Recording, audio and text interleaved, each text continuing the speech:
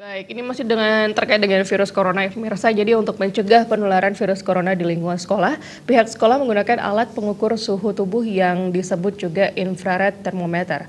Diharapkan apabila ada siswa atau guru yang terdeteksi suhu tubuhnya tinggi, bisa segera dirujuk ke UKS agar segera mendapatkan pengobatan selanjutnya.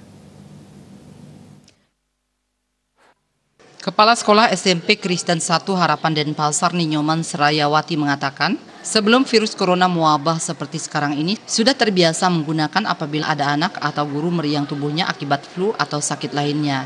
Sehingga saat wabah corona meluas, pihak sekolah tidak terlalu panik dalam mengantisipasinya. Dalam pengoperasiannya, alat tersebut ditempelkan pada dahi sehingga menandakan tingkat suhu tubuh masih di ambang normal atau sakit.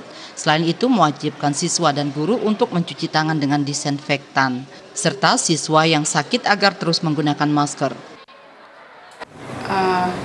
Supaya anak bisa paling tidak dia bisa menjaga kesehatannya sendiri dan tahu lebih awal kesehatan mereka, sehingga tidak setelah kejadian baru mereka menindaklanjuti, sehingga kan lebih susah untuk pengendaliannya. Saat kini pihak sekolah masih kesulitan mendapatkan stok masker dikarenakan stoknya terus berkurang dan harga di pasaran sangat melonjak tinggi. Diharapkan pemerintah Provinsi Bali mempermudah penyediaan masker di lingkungan sekolah. Gung Krisna, Bali TV.